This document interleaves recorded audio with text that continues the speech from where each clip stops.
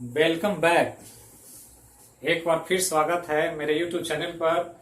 मैं एच रोशन आपके सामने एक और वीडियो के साथ उपस्थित हूं, जिसमें हम लोग आज देखेंगे जनरल विज्ञान, जनरल साइंस या समान विज्ञान के अंतर्गत भौतिकी से रिलेटेड जो एक टॉपिक चल रहा था, मोशन इन ए प्लेन, उसी की भी बात करूंगा। जिसमें हम लोग पिछले वीडियो में मोशन क्या है, रेस्ट और मोशन किस स्थिति को कहते हैं, डिस्टेंस और डिस्प्लेसमेंट का क्या कॉन्सेप्ट है, तथा स्पीड और वेलोसिटी का क्या कॉन्सेप्ट होता है, ये हमने देखा। अब चलते हम लोग देखते हैं उसी से आगे कुछ महत्वपूर्ण बात। अब यहां पर ध्यान दें कि मोशन को जब स्टडी किया जाता है तो मोशन पिंडों में होने वाले परिवर्तन के आधार पर दो प्रकार का होता है। तो मोशन जो गति पढ़ रहे थे, उस गति को जब स्टडी करेंगे तो दो स्वरूप में दिखेगा। बहुत इंपॉर्टेंट है, यहां से कुछ महत्वपूर्ण कॉन्सेप्ट आपको क्लियर होगा, जो उसको ध्यान रखना। और कॉन्सेप्ट समझ करके ही साइंस के अंतर्गत जो भी चीज पढ़ते हैं उसको समझने का प्रयास करें, रटने का प्रयास ना करें। रटने में तब आसानी होगा जब आप कॉन्सेप्ट को समझ जाए। तो जब मोशन को देखेंगे तो मोशन दो तरह का, एक का नाम है यूनिफॉर्म मोशन, ये ध्यान रखना, और दूसरा जो है उसका नाम है नॉन यूनिफॉर्म मोशन। तो बिल्कुल कॉन्सेप्चुअल है, इसको आप ध्यान रखें। यूनिफॉर्म बचपन से सुनते आ रहे होंगे, स्कूल में स्कूल यूनिफॉर्म होता है। जब आप ड्यूटी ज्वाइन करते हैं तो वहां का एक अलग यूनिफॉर्म होता है, डॉक्टर का अलग यूनिफॉर्म है, जो प्रशासनिक अधिकारी है उसके अलग यूनिफॉर्म है। तो यूनिफॉर्म मुख्य रूप से जो स्कूल्स में चलता है, तो देखते होंगे बच्चे को एक ड्रेस कोड दिया जाता है, उसी ड्रेस कोड में उस यूनिफॉर्म में बच्चे को स्कूल आना होता है, जो एक बहुत ही मौलिक बातें जिसको समझना होता है। जहां पर बच्चों के अलग अलग माहौल में उनकी परवरिश होने के बावजूद स्कूल के अंतर्गत सब एक माहौल में रहें, एक मनोभाव के साथ साइकोलॉजिकली किसी पर असमानता का भाव उत्पन्न न हो, इसके लिए ड्रेस कोड लागू किया जाता। तो वही यूनिफॉर्म वर्ड, और यूनिफॉर्म को यहां पर एक नाम दिया जाता है जिसको एक समान कहते हैं। तो जब कोई भी चीज एक समान होगा तो इसको यूनिफॉर्म माना जाए, और जब कोई भी चीज असमान होगा, मतलब समानता नहीं होगी, तो उसको नॉन यूनिफॉर्म माने। और गति लगा हुआ है तो एक समान गति और असमान गति। अब इसी को समझना, तो समझना क्या है कि जब किसी पिंड का वेग परिवर्तित ना हो, मतलब जिस वेग से चल रहा हो उसी वेग से चलता रहे, तो मानेंगे कि वो एक समान गति में। लेकिन इसका उल्टा, कि जब कोई पिंड का वेग समय के साथ परिवर्तित हो जाए, समय के साथ बदल जाए, तो समय के साथ परिवर्तित हो, तो कहेंगे ये असमान गति में। तो यहां परिवर्तन नहीं होगा, यहां परिवर्तन होगा। जैसे यहां पर जब हम पिंड की बात करेंगे तो पिंड जो चलेगा वो समान समय अंतराल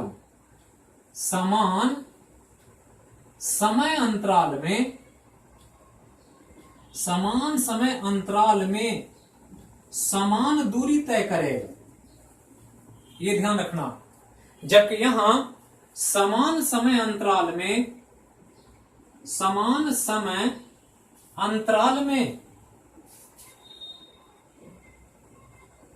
असमान दूरी तय करेगा, ये ध्यान रखना। तो यहां समान दूरी होगा, यहां असमान दूरी होगा। जैसे एक ग्राफ बनाएं और ऐसे दे दें कि एक ग्राफ ऐसे दिखाएं कि एक पिंड जो है चल रहा है और उसको समय दिया गया अलग अलग सेकेंड। तो अलग अलग सेकेंड, ये पहला सेकेंड है, ये टाइम है इधर, और इधर दूरी है, डिस्टेंस। तो ये टाइम है, ये दूरी है, ये पहला सेकेंड, ये दूसरा, ये तीसरा, ये चौथा, ये 5 सेकेंड ही लेते हैं। तो 5 सेकेंड है दूरी। यहां पर जो है पहला सेकेंड में 5 मीटर चला, फिर 5 मीटर चला, फिर 5 मीटर चला, फिर 5 मीटर चला, ऐसे ही चलता रहे कि हर एक सेकंड में समान दूरी तय कर रहा, तो कहेंगे ये एक समान गति। लेकिन यही अगर यहां पर देखें और यहां पर भी वही काम करें, समय ले लें 1 2 3 4 5 ऐसे, यहां मान लिया 5 मीटर चला, यहां 7 मीटर चला, यहां 10 मीटर चला, यहां 15 मीटर चला, यहां 20 मीटर चला, समय बराबर है। यहां का यहां से डिस्टेंस 1 सेकंड, यहां से 1 सेकंड, यहां 1 सेकंड, 1 सेकंड, सब 1 1 सेकंड में। लेकिन पहला सेकंड में 5 मीटर चला, दूसरा 7 में, तो मतलब समय के साथ दूरी बढ़ती जा रही है, मतलब असमान दूरी तय हो रहा है। जब ऐसा कंडीशन कहीं दिखे तो आपको समझना है कि ये असमान गति। अब असमान गति कब होगा? जब वेग समय के साथ बदलेगा। यहां देख रहे हैं कि समय के साथ परिवर्तित हो जाता, यहां समय के साथ परिवर्तित नहीं होता। तो यहां परिवर्तित ना हो तो यूनिफॉर्मेशन, यहां परिवर्तित हो तो नॉन यूनिफॉर्मेशन।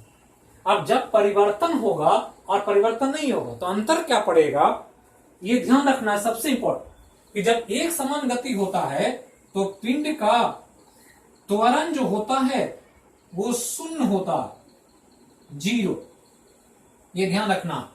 लेकिन यहां परिवर्तन है तो यहां त्वरण शून्य नहीं होगा, यहां त्वरण का मान उपलब्ध होगा कुछ न कुछ। ये त्वरण क्या होगा, ये डिपेंड करेगा परिवर्तन के आधार पर, लेकिन यहां त्वरण होगा। तो ये बहुत बड़ा डिफरेंस है कि यहां पर यूनिफॉर्म मोशन जब होता है तो पिंड में त्वरण नहीं होता। जैसे ही आपको कहीं लिख दे कि एक पिंड एक समान गति से चल रहा है तो समझ लेना कि यहां त्वरण जो है वो 0 है। बिल्कुल कॉमन कॉन्सेप्ट है, एकदम समझना है इसको। दूसरा कि जैसे ही असमान गति लिख दिया तो समझना है कि यहां पर नॉन इन्फॉर्मेशन है, मतलब यहां त्वरण निश्चित तौर पर होगा ही होगा, यहां बिना त्वरण के ऐसा हो नहीं सकता। और इसी को हमको समझना यहां। तो अब चलते हैं, सबसे पहले तो इसी को देखते कि व्हाट इज त्वरण, और त्वरण को ही यहां समझने के लिए इसको यहां पर पढ़ना, नाम है एक्सेलरेशन, जिसको हिंदी में त्वरण कहते हैं। एक्सेलरेशन से आप लोग परिचित हो ना हो, लेकिन एक चीज से परिचित होंगे, क्योंकि जिस वर्ग जिस कैटेगरी में हम लोग ये वीडियो देख रहे हैं उसमें अधिकांशतः लोग कोई ना कोई वाहन को ड्राइव करते होंगे, चलाते होंगे। और कोई भी गाड़ी जो बनती है उन सब गाड़ियों में एक पार्ट्स होता है, एक काम करता है, एक फंक्शन होता है जिसको एक्सेलरेटर कहते हैं। तो बाइक पर देखते हैं एक्सेलरेटर होता है, एक्सेलरेटर देते हैं गाड़ी का और स्पीड धीरे धीरे बढ़ने लगता है, एक्सेलरेटर छोड़ते हैं गाड़ी का स्पीड घटने लगता है। तो ध्यान रखना है कि उसी एक्सेलरेटर का निर्माण इससे हुआ, एक्सेलरेशन से। तो जो एक्सेलरेशन क्रिएट करे दैट इज कॉल्ड एक्सेलरेटर।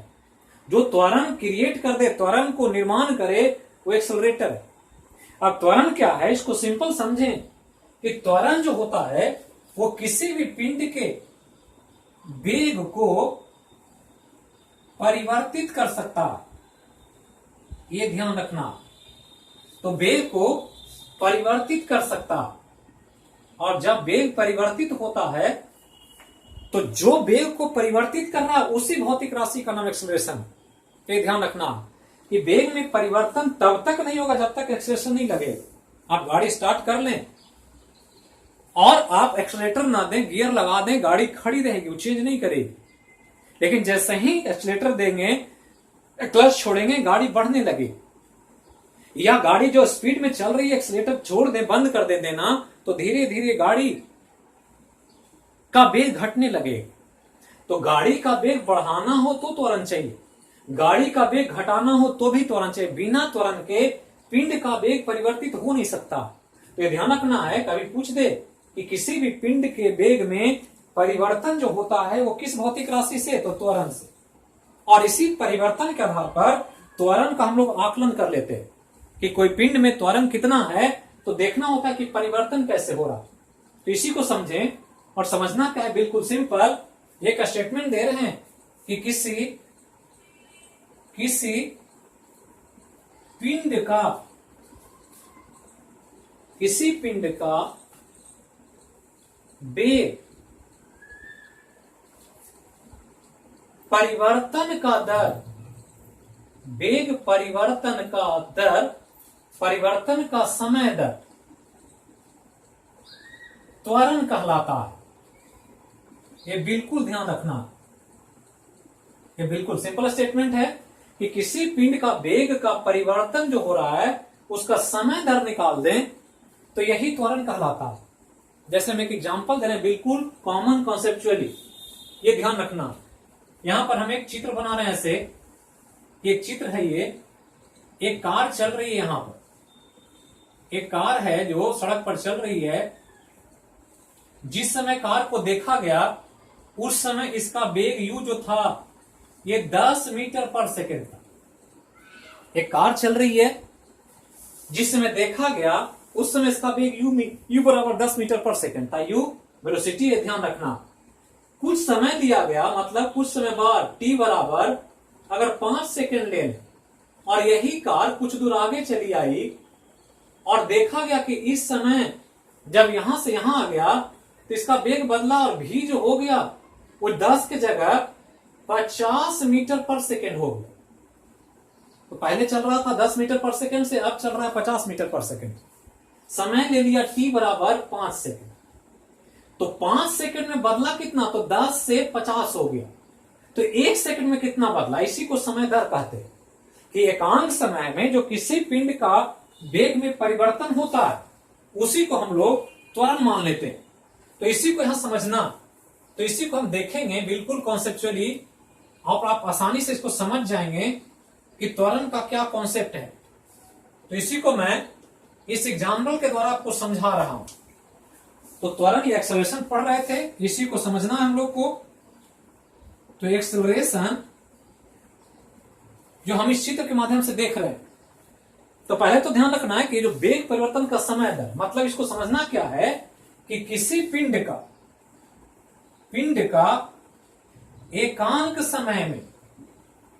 एकांक समय यूनिट टाइम में जो वेग परिवर्तन होता है उसे पिंड का त्वरण कहा जाता है। ये ध्यान रखना है, यूनिट समय, एकांक समय। यहां कितना दिया गया, 5 सेकंड में ये 10 से 50 हो गया, 1 सेकंड में निकालना। तो सिंपल क्या है कि एकांक समय में मतलब वेग परिवर्तन का समय दर निकालना। तो यहां 2-3 पॉइंट लिख रहे हैं।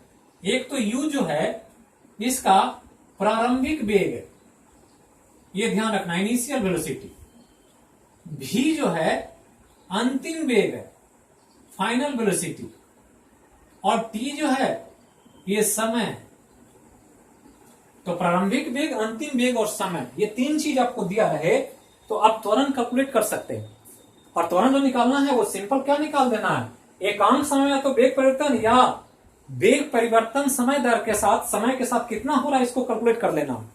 तो पहले तो ये u से v हुआ तो परिवर्तन कितना, तो डेल्टा v अगर निकालें तो परिवर्तन होता है u, परिवर्तन जो होता है वो अंतिम वेग माइनस प्रारंभिक वेग होता है। तो ये ध्यान रखना है। तो अंतिम वेग माइनस प्रारंभिक वेग, तो प्रारंभिक वेग को घटा देना है अंतिम वेग में से। तो प्रारंभिक वेग कितना, अंतिम वेग कितना, तो अंतिम वेग v है और प्रारंभिक वेग u है। तो ये जो है हमको मिल गया डेल्टा v। और t सेकेंड में परिवर्तन हुआ, तो t सेकेंड परिवर्तन हुआ तो डेल्टा v बाई टी कर देंगे। तो डेल्टा v बाई टी करेंगे तो यहां v माइनस u और बटा t हो जाएगा। और इसी को हमने कहा एकांक समय में जो वेग परिवर्तन डेल्टा v t सेकंड में, तो 1 सेकंड में t से भाग दे देंगे तो 1 सेकंड में होने वाला परिवर्तन मिल जाएगा। और डेल्टा v बाई टी करेंगे तो इसी का नाम a होता है, अर्थात a बराबर v माइनस u और बाई टी। इसी को हम लोगों को ध्यान रखना। तो करना क्या है कि अगर किसी पिंड का त्वरण निकालना तो त्वरण निकालने के लिए आपको करना क्या है, तो त्वरण बराबर क्या करेंगे, तो सिंपल कर देंगे अंतिम वेग ले लेंगे जो पिंड का अंत में आपने समय के बाद देखा, और उसको प्रारंभिक वेग, अंतिम वेग बटा माइनस प्रारंभिक वेग और बटा परिवर्तन में लगा समय, परिवर्तन में लगा समय से भाग दे देंगे। तो हमको मिल जाएगा कि पिंड का त्वरण कितना है। और बिल्कुल ही आसान है, इसमें आपको ज्यादा कंफ्यूजन नहीं होना चाहिए। तो अंतिम वेग, प्रारंभिक वेग और वेग के परिवर्तन में जो समय लगा उसी को ध्यान रखना आपको, जिसके आधार पर आप इन चीजों को कैलकुलेट कर सकते हैं। तो यहां पर ध्यान रखना है कि त्वरण जो है वो अंतिम वेग माइनस प्रारंभिक वेग और परिवर्तन में लगा समय। अब इस एग्जांपल को ध्यान दें, तो इसके आधार पर इस कार का त्वरण निकालें तो अंतिम वेग इसका कितना, तो v और माइनस u बाई टी, जहां v जो है वो 50 मीटर पर सेकेंड माइनस 10 मीटर पर सेकेंड और बटा t कितना, तो 5 सेकेंड। अब इसको सॉल्व कर दें तो हमको मिल जाएगा 50 में से 10 जाएगा 40 मीटर पर सेकेंड और बटा 5 सेकेंड, तो सेकेंड सेकेंड नीचे आ जाएगा। अब यहां ध्यान रखना है तो कितना आएगा, तो 8 मीटर प्रति सेकेंड स्क्वायर। तो 50 था, 10 से 50 हो गया, मतलब 1 सेकेंड में, प्रति 1 सेकेंड में 8 मीटर वेग उसका बढ़ रहा है। तो ये ध्यान रखना है 8 मीटर प्रति सेकेंड स्क्वायर कहने का मतलब क्या है कि पिंड का जो वेग है वो हर 1 सेकेंड पर, हर 1 सेकेंड में 8 मीटर पर सेकेंड बढ़ जाता। मतलब आप पहला बार देखेंगे तो 8 मीटर होगा, दूसरा बार देखेंगे तो 16 मीटर हो जाए, तीसरा बार देखेंगे तो 16 के जगह 24 मीटर पर सेकेंड हो जाए। मतलब ये 40/8, तो 8 मल्टीप्लाई 5, 8 × 5 = 40, 8 मीटर पर सेकेंड स्क्वायर का इसका त्वरण है जो ध्यान रखना। अब यहां पर यही इंपॉर्टेंट है जिससे काफी सवाल पूछता। अब यहां ध्यान दें कि अगर त्वरण ये है डेल्टा v बाई टी, तो आपको त्वरण का अगर यूनिट पूछ दे तो यूनिट ऊपर में वेग है, वेग का मीटर प्रति सेकेंड होता है और नीचे सेकेंड है, तो मीटर प्रति सेकेंड बटा सेकेंड क्या हो जाएगा, तो मीटर प्रति सेकेंड स्क्वायर। ये याद रखना यूनिट को। अगर सीजीएस में पूछ दिया, ये एसआई पद्धति में, सीजीएस में पूछ दे तो ध्यान रखना है मीटर की जगह सेंटीमीटर हो जाएगा और प्रति सेकेंड स्क्वायर वही रहेगा। अब यहां पर यूनिट की जगह अगर बीमा ले लिया जाए, डायमेंशन, तो मीटर बीमा के लिए मीटर में लेंथ को दर्शाता है और नीचे टाइम है टो, तो करेंगे तो एल टी माइनस 2, ये ध्यान रखना। तो बीमा भी ध्यान रखेंगे त्वरण का। अब इतना पहले तो कॉन्सेप्चुअली ध्यान रखें, और हमने कहा कि त्वरण वह भौतिक राशि है जिसके द्वारा किसी पिंड का वेग में परिवर्तन हो सकता है, वो वेग बढ़ सकता है, घट सकता है। तो ये 3 चीज आपको ध्यान रखें, एक इनिशियल वेलोसिटी, एक फाइनल वेलोसिटी, टी का मान और त्वरण का मान। अब इतना चीज पढ़ लिए तो इसी के आधार पर हम लोगों को मोशन इन ए प्लेन का कुछ फॉर्मूला ध्यान रखना होता, जिससे काफी सवाल एग्जाम में पूछा जाता। तो फॉर्मूला ऑफ मोशन का कुछ सूत्र है, तो सूत्र को ध्यान रखें। ये फॉर्मूला ऑफ मोशन का जो सूत्र है गति का, तो गति के सूत्र को यहां देखेंगे, तो गति का सूत्र क्या है इसको ध्यान दें। तो 3-4 सूत्र है। पहला तो है v बराबर u और प्लस at, ये ध्यान रखना। दूसरा जो है उसको हम कहते हैं v स्क्वायर बराबर u स्क्वायर प्लस 2as। तीसरा जो फॉर्मूला है उसको कहते हैं s बराबर ut plus half at square. और चौथा जो फॉर्मूला है वो है sn। तो sn बहुत इंपॉर्टेंट है, ध्यान रखना है, u plus half into 2n-1 और इंटू a। तो इतना फॉर्मूला ऑफ मोशन को ध्यान रखें, जिससे काफी सवाल एग्जाम में न्यूमेरिकल सेक्शन में पूछा जाता। कुछ इंपॉर्टेंट संख्यात्मक या आंकिक प्रश्न जो होंगे वो आपको यहां से पूछे जाए, जिसमें आपको सब ध्यान रखना। जिसमें अगर u को देखा जाए तो ये प्रारंभिक वेग है, मतलब जिस समय पहली बार उसको देखा जाए। v जो है वो अंतिम वेग है, मतलब जिस समय अंतिम समय में देखें तो u भी। s जो है वो पिंड द्वारा तय किया गया दूरी है, तय किया गया दूरी। जबकि sn जो है ये sn 90 सेकेंड में तय किया गया दूरी, तय किया गया दूरी, और जबकि ए जो है वो पिंड का त्वरण, ये ध्यान रखना। तो इतना चीज आप ध्यान रखते हैं तो इससे रिलेटेड बहुत सारे सवाल आप बना सकते हैं बिल्कुल आसानी से। अब इसी को हम एक दो क्वेश्चन के माध्यम से आपको समझाने का प्रयास करें। तो न्यूमेरिकल यहां पर बहुत इंपॉर्टेंट है, बिना आप आंकिक प्रश्न बनाए इस टॉपिक को समझ नहीं सकते। तो आंकिक क्वेश्चन जरूर बनाएं, जहां भी मिले, छोटा छोटा, बहुत टफ नहीं, क्योंकि हम लोग जनरल साइंस पढ़ रहे हैं और जनरल साइंस में बेसिक बातें पूछी जाती, और बेसिक बिल्कुल मौलिक, यहां पर बहुत डेप्थ में नहीं जाना।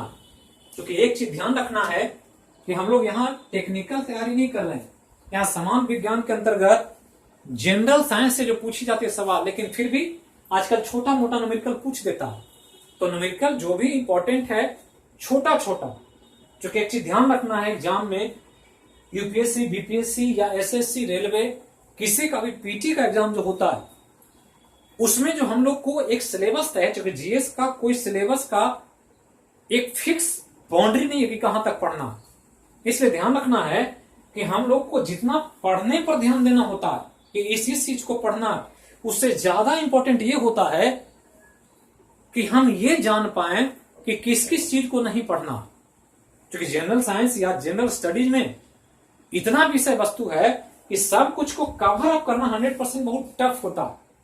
तो तरीका यह है कि हम सॉर्ट आउट करें कि किसको पढ़ना है जिससे एग्जाम में ज्यादा सवाल पूछता है, और कहां कहां चीजों को छोड़ देना है, ताकि हमारा एनर्जी, समय और हमारा डेडिकेशन जो लगा हुआ है वो वेस्ट ना हो। हम अप्रोप्रिएट तैयारी करें और टारगेट को इस रूप में रखें कि आसानी से हम उसको, लक्ष्य को भेज सकें। तो उसी रूप में हम लोग तैयारी करें। तो इस रूप में ध्यान दें तो थोड़ा बहुत छोटा मोटा न्यूमेरिकल पूछता। अब इसी को ध्यान देंगे। अब इसी के आधार पर हम लोग कुछ क्वेश्चन देख रहे हैं। पहला क्वेश्चन मैं डाटा के आधार पर लिख रहा हूं। डाटा क्या है? एक पिंड है जिसका प्रारंभिक वेग, एक पिंड है जिसका प्रारंभिक वेग 18 किलोमीटर प्रति घंटा, एक पिंड है जिसका प्रारंभिक वेग 18 किलोमीटर प्रति घंटा। 5 सेकंड बाद, मतलब समय जो दिया है वो समय 5 सेकंड दिया है कि 5 सेकंड के बाद इस पिंड का वेग, 5 सेकंड बाद इस पिंड का वेग जो है वो बढ़ करके 18 से 36 किलोमीटर प्रति घंटा हो जाता। तो पहले था 18, बाद में 36 हो गया। समय कितना लिया? 5 सेकंड।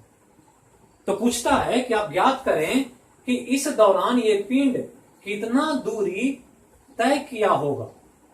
तो तय किया गया दूरी निकालना है कि दूरी तय कितना किया।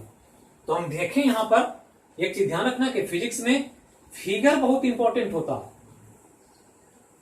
फी से फिजिक्स होता है और फिजिक्स से फिगर होता है। अगर फिगर आप बना पाए तो फिर क्वेश्चन में कोई दम नहीं होता। तो फिगर को डिराइव करें, जो भी क्वेश्चन पूछे उसके हिसाब से प्लॉट करें फिगर। तो जैसे यहां पर देखें, हमने कहा कि गाड़ी है जो चल रहा है, तो जिस समय पहली बार देखा गया प्रारंभिक वेग, तो प्रारंभिक वेग को हमने कहा था कि यू से सूचित करते हैं। यहां लिखा हुआ है प्रारंभिक वेग को यू से लिखते हैं, और यू बराबर दे दिया आपको 18 किलोमीटर प्रति घंटा। 18 किलोमीटर प्रति घंटा से चल रहा है, ये शुरू में देखा गया। कहता है कि 5 सेकंड समय लिया, मतलब टी जो यहां दिया वो 5 सेकंड लिया। तो 5 सेकंड में जब गाड़ी चल रही है तो यहीं पर रुकी नहीं रहेगी, आगे बढ़ेगी समय के साथ, और आगे बढ़ेगी। तो मान लेते हैं टी बराबर 5 सेकंड बाद देखा गया तो गाड़ी चल करके यहां आ गई। पहले यहां थी, 5 सेकंड बाद यहां आ गई है, और यहां जब आई तो देखा गया कि ये अब जो चल रहा है, ये इसका वेग भी जो है, ये अंतिम वेग 36 हो गया, 36 किलोमीटर प्रति घंटा। तो निकालना है कि यहां से यहां कितना दूर चला कि 18 से 36 पहुंच गया। तो आपको यहां से यहां अगर खींचे ऐसे, तो ये डिस्टेंस पूछ रहा है एस का, ये एस निकालना है कि एस कितना होगा, ये कार कितना दूर चलाया होगा कि 18 से 36 होगा। तो पहले तो ध्यान देना है कि भौतिक राशि जो दिया जाता है उसमें यूनिट लगा हुआ है। देखिए किलोमीटर प्रति घंटा, यहाँ सेकेंड है, तो यहाँ सेकेंड है, यहाँ घंटा है, तो दोनों को साथ नहीं ले सकते हैं, तो घंटा को सेकंड में बदलिए। तो घंटा को सेकंड में बदलेंगे तो इसको अगर 18 किलोमीटर प्रति घंटा दिया है, इसको सेकंड में लाना है, तो 18 को 5/18 से गुना कर दे। तो 5/18 से गुना करेंगे तो 18/18 कटेगा और आ जाएगा ये 5 मीटर पर सेकंड। अब आ गया सेकंड में, ये आ गया मीटर प्रति सेकंड। मतलब जो पिंड 18 किलोमीटर प्रति घंटा से चलता है एक्चुअली 5 मीटर पर सेकंड से चल रहा है। अब यहां पर भी उसी रूप में है, किलोमीटर प्रति घंटा। तो इसको चेंज करें तो 36 किलोमीटर प्रति घंटा गुना 5/18 कर दें तो 18 × 2 ये हो जाएगा 10 मीटर पर सेकंड। मतलब एक्चुअली ये 10 मीटर पर सेकंड से चल रहा है 5 मीटर से। कितना में? तो 5 मीटर पर सेकंड से 10 मीटर पर सेकंड आने में 5 सेकंड लिए। तो कहता है ये दूरी निकालिए, एस डिस्टेंस कितना तय किया है।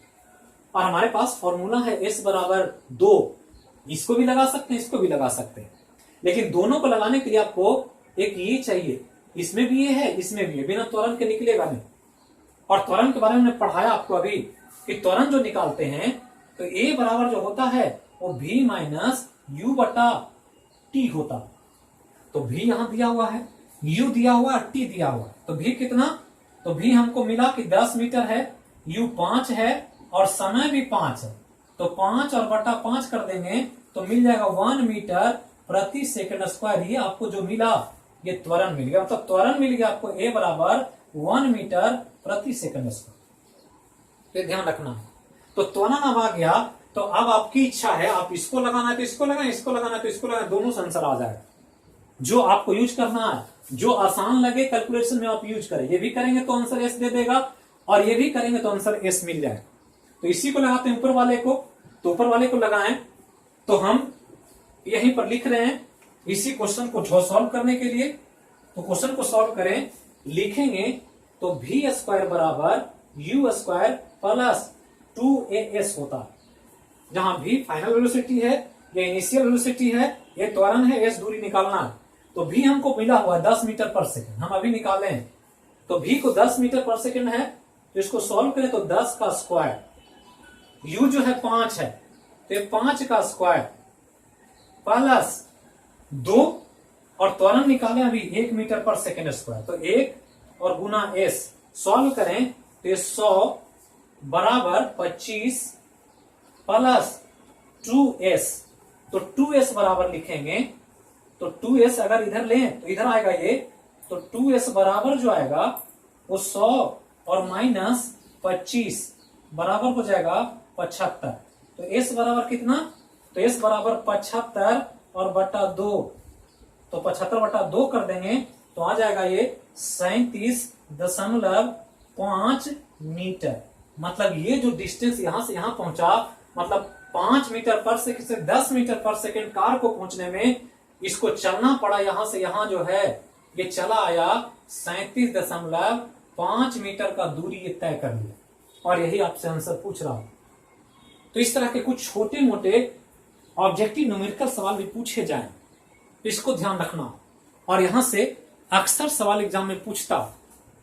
अब यहां पर एक सवाल और हम सॉल्व कर दे रहे हैं ताकि कुछ चीजों आपके कॉन्सेप्ट में आ जाए जिसके द्वारा आप चीजों को समझ सके। तो इसको ध्यान दें। अब एक और हम आपको बता देते हैं जस्ट इसका उल्टा करके, ताकि आप बिल्कुल आसानी से समझ सकें। अब यहां एक हम फिगर दे रहे हैं क्वेश्चन के रूप में। क्वेश्चन के रूप में फिगर है और फिगर क्या है कि एक पिंड है या एक कार है ऐसे। अब एक कार जो है चल रहा है जिसका u दे दिया आपको 36 किलोमीटर प्रति घंटा, ये दे दिया आपको। और कहता है कि 5 सेकंड बाद, 5 सेकंड नहीं 2 ही सेकंड लेते हैं, 2 सेकंड बाद ये कार अपने जहां पर पहुंचना था वहां पहुंच गया और गाड़ी खड़ी हो गई। तो यहां से चला u 36 किलोमीटर प्रति घंटा, 2 सेकंड बाद इसका वेग v जो था ये v 0 हो गया।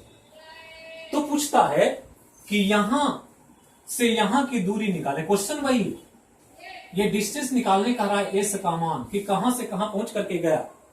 तो दे रहा है कि कार एक चल रही थी, उसका वेग 36 किलोमीटर प्रति घंटा था, 2 सेकंड बाद वो कार विराम में आ गई, तो डिस्टेंस कितना तय किया कार ने, इसको सॉल्व करना।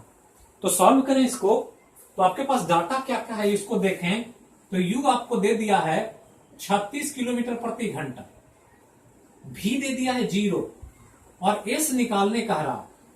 तो ये दोनों निकालने के लिए, s निकालने के लिए सबसे पहले तो त्वरण चाहिए a जब तक नहीं होगा तब तक आप कैलकुलेट नहीं कर सकते हैं। अब यहां ध्यान दें कि 36 किलोमीटर प्रति घंटा दिया, समय दे दिया है t बराबर 2 सेकंड, ये दे दिया। तो सेकंड में है, यहां घंटा में, तो इसको चेंज करना है। तो सबसे पहले तो चेंज करें इसको, 5/18 से गुना करें तो ये हो जाएगा 10 मीटर पर सेकंड। मतलब शुरुआत में 10 मीटर पर सेकंड से चल रहा था और 2 सेकंड बाद ये विराम में आ गई, v बराबर 0 विराम में आ गई। तो कह रहा कि s निकाल। तो पहले तो त्वरण निकाल लें। तो त्वरण जो होता है a बराबर v minus u by T. अंतिम में से प्रारंभिक को घटाना। जब भी परिवर्तन किसी भी चीज का निकाल तो बाद वाले में से शुरू वाले को घटा देना। तो बाद में क्या है, तो बाद में 0 है, पहले 10 था तो बाद में 0 है, मतलब v बराबर 0 माइनस 10 और बटा t का मान दिया कितना, तो 2। तो सॉल्व करें तो माइनस 10 और बटा 2 मतलब माइनस 5 मीटर पर सेकेंड स्क्वायर का त्वरण। तो यहां एक नया चीज आ गया, निगेटिव साइन, ये ध्यान रखना। और निगेटिव साइन हमने शुरू नहीं बताया कॉन्सेप्चुअली कि जब भी पिंड का वेग घटेगा वो तभी घटेगा जब त्वरण जो होगा ऋणात्मक हो।